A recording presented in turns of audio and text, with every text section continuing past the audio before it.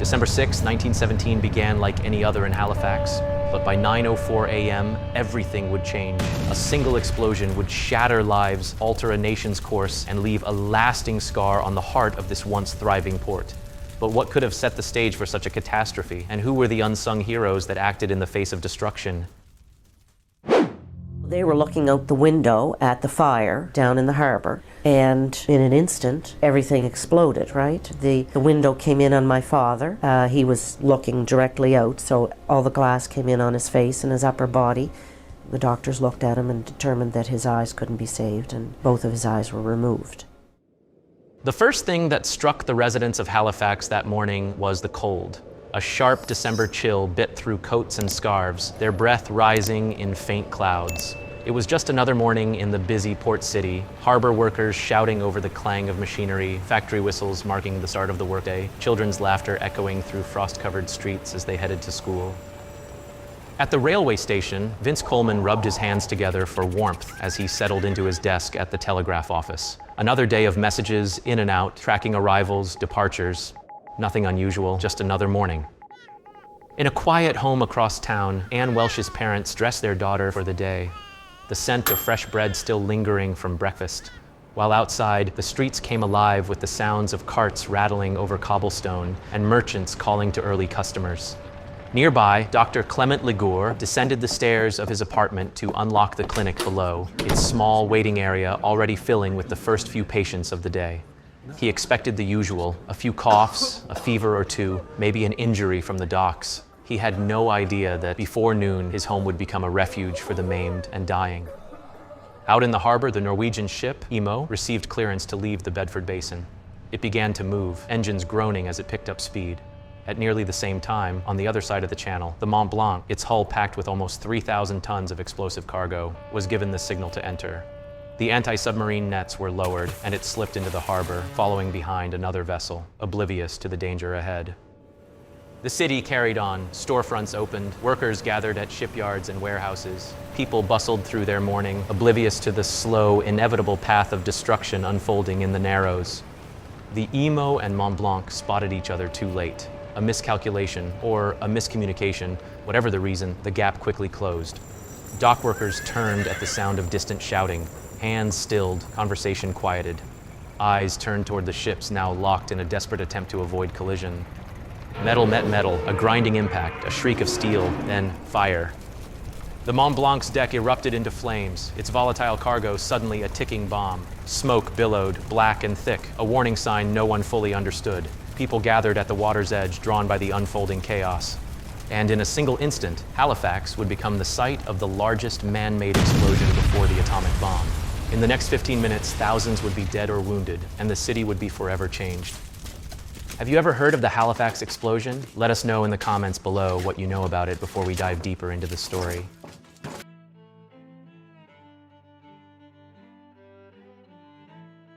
Nestled along the jagged Atlantic coastline, Halifax is a city shaped by the relentless embrace of the sea.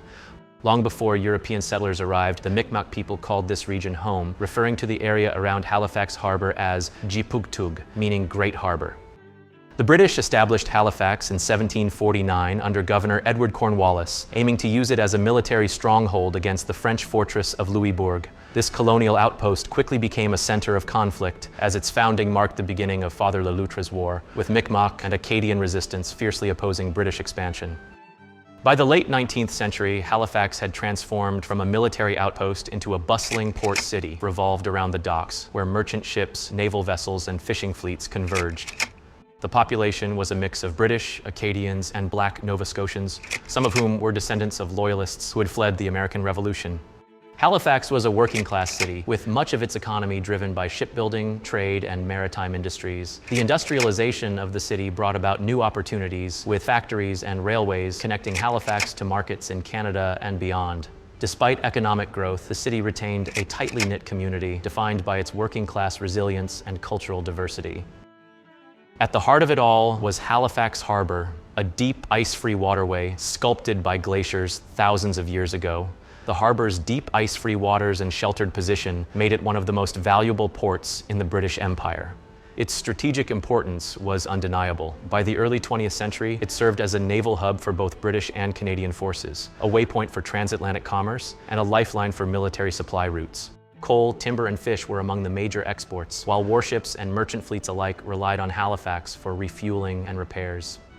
In 1917, the city thrived on this maritime trade, with its piers and warehouses stacked with goods destined for the battlefields of Europe. Amid this maritime-driven economy, Halifax was also home to educational and religious institutions, including St. Joseph's Convent School, a Catholic school run by the Sisters of Charity. Located near the waterfront, the school played a crucial role in educating children from working-class families. Halifax in 1917 was a city defined by its harbor, its industries, and its people, hardworking, resilient, and bound to the sea. Yet that very sea and the ships it carried would soon bring unimaginable devastation to its shores. In December 1917, Halifax, one of the most strategically vital ports on the Atlantic coast, was gripped by the war. It served as a crucial hub for troops, supplies, and munitions bound for Europe. Every day, ships crowded the harbor, navigating its narrow waters under strict wartime regulations. But it was two ships, SS Mont-Blanc and SS Imo, that would set the stage for catastrophe. The French steamship Mont-Blanc, built in 1899 by Railton Dixon and Company in Middlesbrough, England, was a 3,121-ton cargo vessel originally designed for general transatlantic shipping. A typical three-island-style tramp steamer, Mont-Blanc changed ownership several times before being requisitioned by Compagnie Générale Transatlantique in 1915. By late 1917, Mont-Blanc had been requisitioned for the war effort assigned one of the most perilous tasks on the seas, hauling high explosives across the Atlantic. On December 1st, Mont-Blanc departed New York for Halifax, carrying a deadly cargo, 2,366.5 tons of picric acid, 250 tons of TNT, 62.1 tons of gun cotton, and 246 tons of benzol, highly volatile fuel stored in barrels on deck. Normally, ships carrying such hazardous cargo were kept out of busy ports, but wartime necessity dictated otherwise. Mont-Blanc had no escort and was awaiting clearance to join a convoy for the Atlantic crossing, a crucial defensive measure against German submarines prowling the seas. SS Imo was a Norwegian vessel built in 1889 by Harland and Wolff in Belfast. A 5,043-ton steamer, it was initially designed to carry both livestock and passengers. Later converted into a whaling factory ship, Imo was long and narrow, measuring 430 feet in length but only 45 feet in beam. In 1917, it was under the command of the Belgian Relief Commission, which provided war-torn Belgium with food and supplies.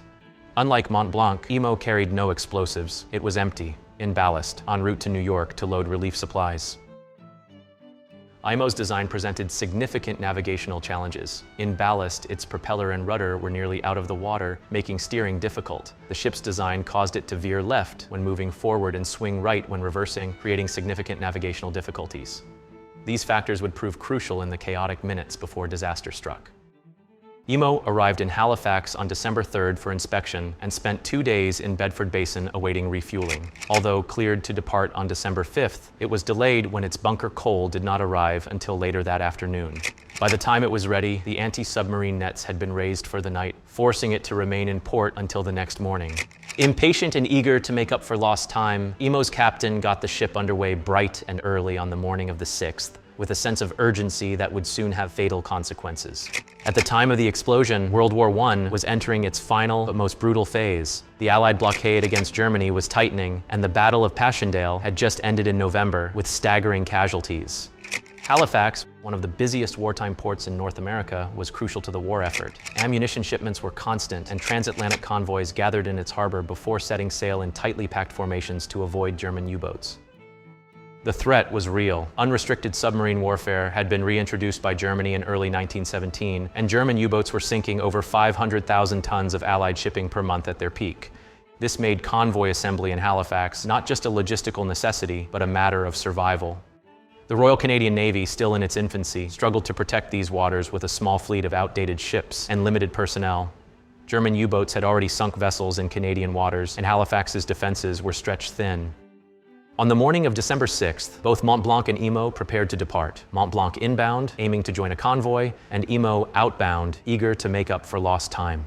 In a crowded harbor, where tension was high and regulations strictly enforced, there was little room for error. The morning of December 6, 1917 began like any other in Halifax. The city's waterfront buzzed with dock workers, ship crews, and residents going about their morning routines. Yet, as the city awoke to a freezing Canadian morning, an impending catastrophe loomed just meters from its docks. At approximately 8:45 a.m., the SS Mont-Blanc, the French munition ship loaded with high explosives, collided with the Norwegian relief vessel SS Imo in the narrow waters of Halifax Harbor. Though the collision itself was not immediately catastrophic, it ruptured barrels of benzol, spilling the highly flammable liquid across the Mont Blanc's deck. As the ships separated, sparks ignited the fumes, quickly setting the vessel ablaze. Recognizing the impending disaster, the crew of the Mont Blanc abandoned ship and rowed frantically for shore, but their shouts of warning were drowned out by the chaos of the harbor. On land, people gathered in the streets or at their windows, mesmerized by the rising column of smoke. Some climbed to higher ground for a better view of the unfolding disaster. Others, like Cecilia McGrath, an 11-year-old preparing for school, and Clement Ligoure, the city's first black doctor who was already tending to patients, were unaware that their world was about to be shattered. Vince Coleman, a railway dispatcher, saw the burning ship drifting towards shore as he emerged from the railway station and overheard someone screaming about its ammunitions. Realizing a loaded passenger train was barreling toward the city, he frantically tapped out a final life-saving warning. "Hold up the train. Munitions ship on fire, making for Pier 6. Goodbye, boys." At 9:04 a.m., the Mont Blanc exploded. It was the largest man-made explosion before the atomic age, a violent force that tore through the city in an instant. A fireball shot into the sky, reaching nearly 3,600 meters, 11,800 feet, and a shockwave radiated outward at over 1,000 meters per second. Temperatures at the epicenter soared to nearly 5,000 degrees Celsius. The force of the blast obliterated the Mont Blanc, sending molten iron fragments raining down over the city. A tsunami surged through the harbor, washing away piers and pulling people into the freezing waters. Buildings crumbled, and shattered glass blinded hundreds who had been watching the burning ship from their windows. Vince Coleman's warning saved countless lives, but he perished in the blast. His telegraph station was obliterated, and his body was later found among the wreckage. His last message remains one of the greatest acts of heroism in Canadian history. Among the onlookers was 11-year-old Cecilia McGrath, standing by the window of St. Joseph's Roman Catholic School. Just seconds before the blast, she turned away to warn a nun about the fire. The force of the explosion shattered the window, sending shards of glass flying past where she had just stood. Miraculously unscathed, Cecilia managed to escape through a collapsed section of the school and led several classmates to safety. Unfortunately, many others in her school were not as fortunate. The devastation was staggering. Richmond, the neighborhood closest to the blast, was flattened. The explosion's heat ignited fires across the city, trapping those buried in rubble. The Imo, hurled violently onto the Dartmouth shore by the blast's force, lay crippled. Surrounding ships in the harbor either sank instantly or suffered severe damage. Rescue efforts began immediately. Those who could still move, like Ligoure, who turned his home into an impromptu hospital, tended to the wounded. Over the following hours, he worked tirelessly, treating hundreds of injured people, many of whom had nowhere else to go. His efforts saved many lives, yet his contributions to the relief effort were largely overlooked in the years that followed. Firefighters, police, and soldiers rushed to aid survivors, while naval personnel from docked ships joined the rescue efforts. Emergency teams arrived from across Canada and beyond, including the United States, which sent medical personnel and supplies within hours. Snow fell that night, burying the ruined city and complicating relief efforts. The cold only worsened the suffering of those trapped in the rubble. Among the survivors was a young girl named Annie Welsh, who would later be known as Ashpan Annie. At just 23 months old, she was found buried beneath the rubble of her home, miraculously protected from the freezing temperatures by the warmth of an overturned ashpan from the family stove. Soldiers pulling survivors from the wreckage discovered her, alive and miraculously unscathed. She became a symbol of survival in the face of unimaginable destruction.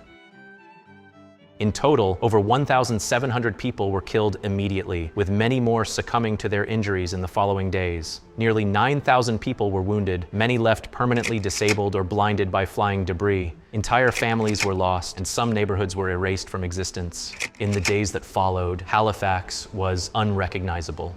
Entire city blocks lay in ruins. The province, the Canadian government, and international aid from Britain and the US rushed to provide food, shelter, and medical support. Temporary housing was built, and the city slowly began to rebuild. The Hydrostone district emerged as a model neighborhood, constructed from fire-resistant concrete blocks to replace the destroyed Richmond community. However, not all communities were rebuilt. The Mi'kmaq settlement at Turtle Grove was obliterated and never restored. And Africville, a black community that had already suffered neglect, received little in the way of reconstruction aid.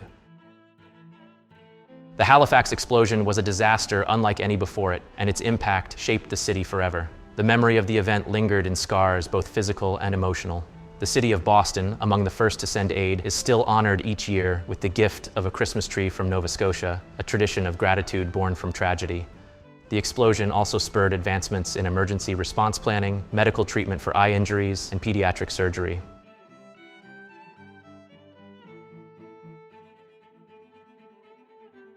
For decades, the disaster was rarely mentioned. It wasn't until the 50th anniversary in 1967 that Halifax officially commemorated the event, bringing its tragic history back into the public consciousness.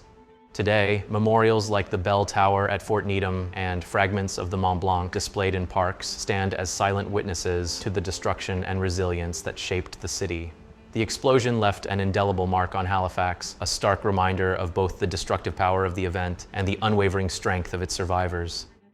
Thank you so much for sticking around until the end of the video. If you found this story interesting and want to explore other historical people, places, and events, don't forget to give this video a thumbs up and hit that subscribe button. I'd love to hear from you. Drop a comment below with topics you'd like us to feature in future episodes. I'm working to build a community around these videos, and your thoughts on potential topics or ways to improve the channel are more than welcome. Your support makes this channel possible, and I'm excited to keep sharing these incredible stories with you.